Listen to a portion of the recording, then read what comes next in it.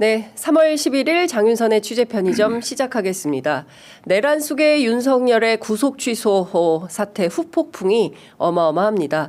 특히 법원 검찰 내부에서부터 형사사법 실무 문제가 심각하게 제기되고 있는 상황인데요. 어제부터는 현직 판사, 현직 검사들이 일제히 이 문제를 지적하고 나섰습니다. 오늘은 이 점과 관련해서 전직 검사장 출신이신 더불어민주당 양분남 의원님 모시고 자세한 말씀 여쭤보도록 하겠습니다. 의원님 어서 오십시오. 예, 안녕하세요. 네, 주말에도 저희 프로그램 함께해 주시고 예. 평일에도 함께해 주시고 예. 감사드립니다. 예, 자주 뵙네요. 예. 예. 사실은 그때 토요일에도 짚어주셨지만 이것은 법원과 검찰 합작품이다, 야합이다. 예. 그러지 않고서는 이거 도저히 있을 수 없는 일이다. 이제 이런 말씀 예. 주셨습니다. 어제 드디어 현직 검사, 현직 판사들이 들고 일어났습니다. 예. 네, 어떻게 보셨습니까?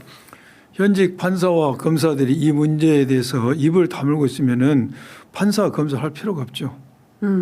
자기들 전제 의미가 없는 것이고 네. 이건 당연히 일어서야 되고 네. 일어선 정도가 너무 미약합니다.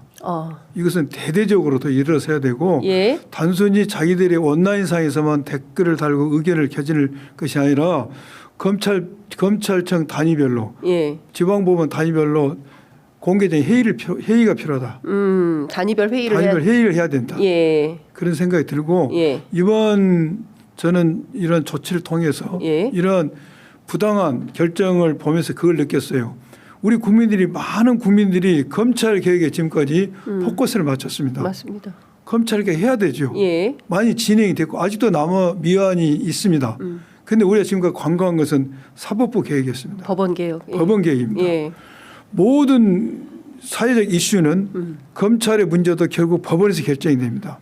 그런데 법원에서 판사가 정말로 양심과 법에 따라서 결정을 하지 않았을 경우에 얼마만큼 국가적 혼란과 국민의 고통이 오는지를 이번에 여실히 드러난 거 아닙니까? 네. 이게 있을 수 있는 처사입니까?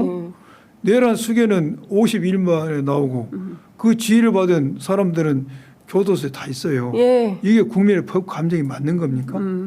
아니 기가 막히죠. 공범들은 지금 싹 다 구속돼 가지고 감옥에 있는데 수괴가 나온 거 아닙니까? 수괴가. 그렇죠. 그것도 예. 구속 취소. 구속 취소는 집행정지하고 다르게 무슨 그러니까 귀속 사유가 없잖아요. 뭐 예컨대 전자발찌를 찬다거나 그렇죠. 누구를 예, 예. 만나서는 안 된다거나 휴대폰을 못 쓰게 한다거나 완전한 자유인이 된 거 아닙니까? 그렇죠. 시간도 제한이 없잖아요. 예.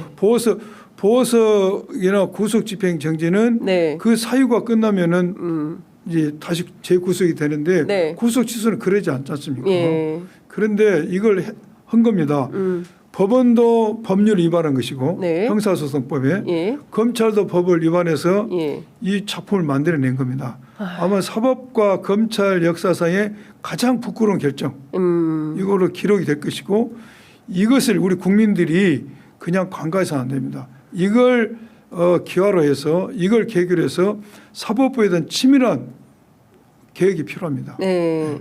자, 하나하나 좀 여쭤보도록 하겠습니다. 일단 제일 기가 막힌 보도 중에 하나는 오늘 중앙일보 보도인데요.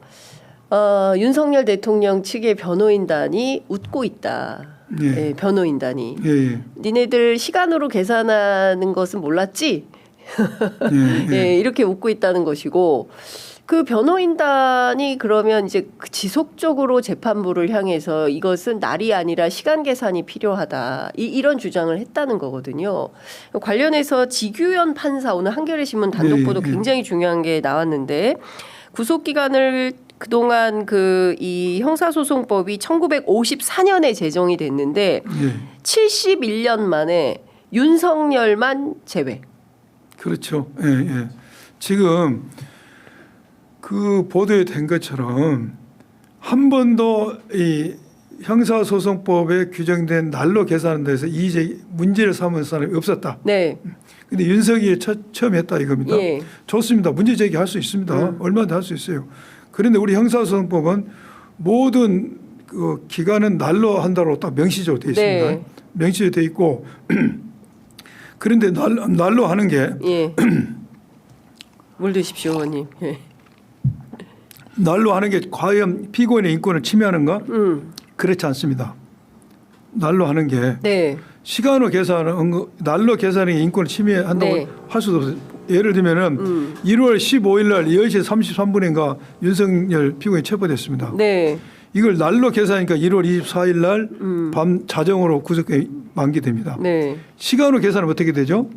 줄어들죠. 1월 25일 그렇습니다. 10시 33분 예. 피고인에게 불리합니다. 시간으로 계산하는 게. 오히려? 오히려 이렇게 되면 예. 하나가 늘어나니까. 네. 아니 근데 10시간 35분을 또 뺐지 않습니까? 아니 셰프. 1차적으로 계산할 예. 때 그래서 아무튼 그 문제는 어려움에 차치하고 예.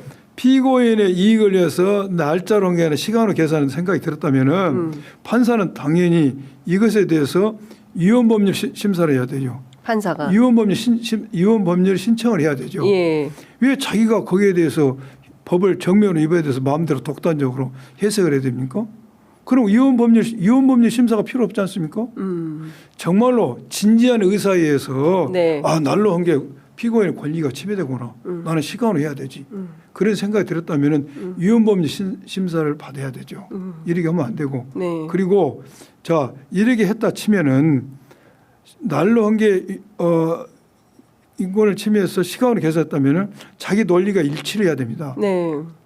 그런데 자기가 기산점을 했던 게 1월 24일 자정으로 계산해서 33시간 얼마 더한 거 아닙니까? 네. 그러면 1월 24일 자정이라는 건 뭘로 계산한 겁니까?